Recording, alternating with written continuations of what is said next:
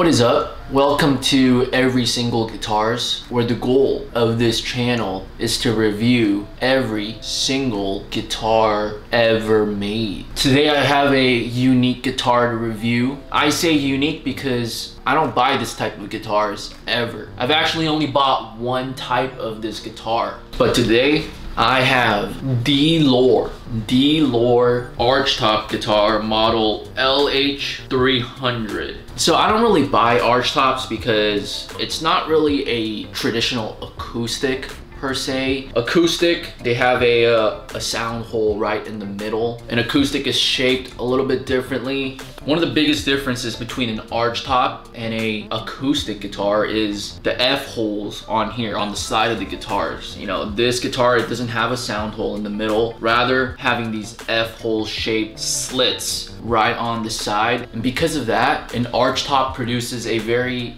distinct tone from acoustic guitar, from a traditional acoustic. So when it comes to the brand, the Loar, I have heard of the Loar. I know some of the artists that I listen to, like guitar cover artists on YouTube. I know one person who's used the Loar. His name is Gabe Bondock, and I think that was the first time I've actually ever seen this brand guitar ever. Even though he played it, I was never really interested in the guitar because, you know, I either play electric or acoustic, and this isn't really either. This is a Archtop, which is a completely different type of guitar. So first impression, this guitar is pretty light. I'd say this is like 4 pounds, 5 pounds, really light guitar. But other than the weight, the first impression that really caught my notice is this neck. This is a very interesting shaped neck. It's not a thin neck at all. It's not a slim neck. I say it's on the bigger side, but it's like a V-shaped neck. It's a pretty decent V shape on the back. Obviously you guys can't feel it, but for me, when I hold it, I have pretty big hands and I prefer a bigger, chunkier style neck. But because of this V, it gives it a very interesting feel when you put your hands behind this neck. But at the same time, I think that's the point of an Archtop. You know, like I said, I don't have much experience with Archtop guitars, but the Gibson L48 that I've owned, that also had a really weird neck. It was a thick neck, but it wasn't like a thick telly style neck. It was like a thick U oval shaped neck. You know, it was just a neck that I've never felt ever on any type of guitar. So from a guitar standpoint, this is pretty stripped down, I'd say. There's no, you know, elaborate technology stuff. You know, there's no pickups, there's no crazy saddle or bridge. It's literally just what an Archtop guitar from 80 or 100 years ago would look like. You know, a simple setup right here, bridge in the saddle, just normal tuners, vintage style tuners, which I actually really like, these small style tuners, and a headstock that looks kind of like an Epiphone, I'd say, but they kind of modified it a little bit. Another interesting thing that I realized was this is made in China. It says in the sound hole, made in China, the Loar. I think for a Chinese made guitar, I think this is probably the best Chinese made guitar I've ever held. When it comes to acoustic hollow body Archtop type guitars, usually the guitars that are good quality, that are imports, are from experience made in Japan, made in Korea, some made in Taiwan, but made in China is usually pretty good. But for this guitar, this is actually very, very good for made in China. You know, on a blind test, you can probably mistake this as a made in USA. Seriously. So let me show you how this guitar sounds, because it has a pretty distinct tone.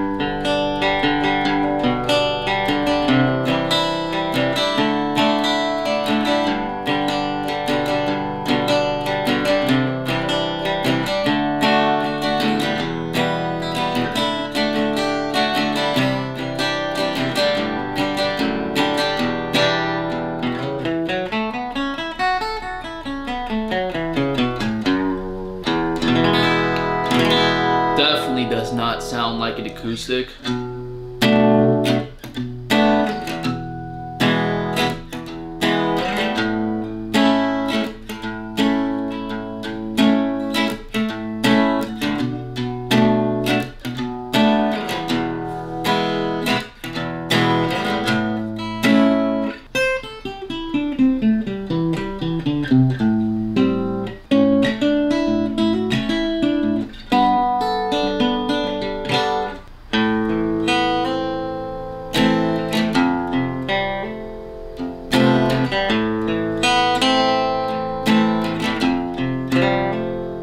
I don't know if it's because this is an Archtop or maybe it's this guitar, but I think it's because it's an Archtop. But the sustain compared to a traditional dreadnought is not really long. So for example, if I strum a G chord, the beginning is pretty good, but after a couple seconds, it dies out pretty quickly.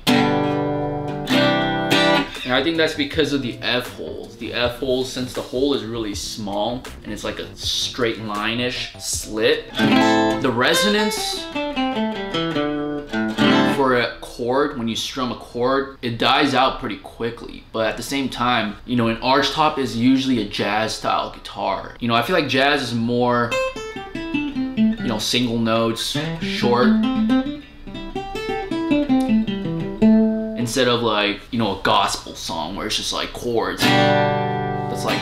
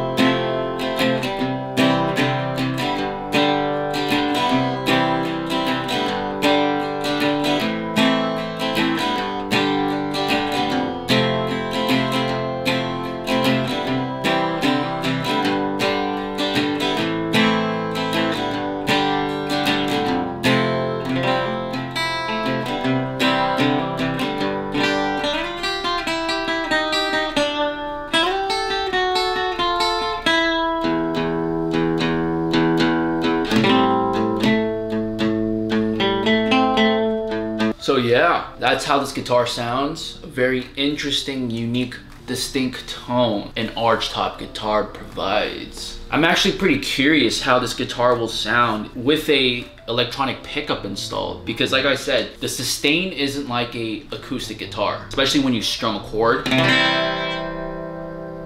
kind of dies out pretty quick, you know? But when you do strum, it does sound good. But I'm curious if maybe if you install an electric pickup, it will produce a different type of sustain, a different type of tone. But for me, I don't like to do mods on my guitar. For my main guitars, I do sometimes do pickup mods because I'm gonna keep it for life. You know, I'm not gonna sell it. For most guitars I buy, I like to keep it all stock because original is best in my opinion. Build quality, to be honest, build, I give this an 8 out of 10. It's just very well made. Even though it's made in China and some people are pretty anal about where it's made, if you're, you know, just looking for a quality guitar, this is for sure a quality guitar. Tone, I probably give this like a 7.5. I talk about the sustain, how it's pretty small or low, but at the same time, I feel like an Archtop guitar isn't supposed to have incredible sustain, you know, like a Martin Dreadnought or something like that. For those jazz, blues type players, I feel like this is a pretty good guitar to play. And it's really lightweight as well, so it makes playing really easy.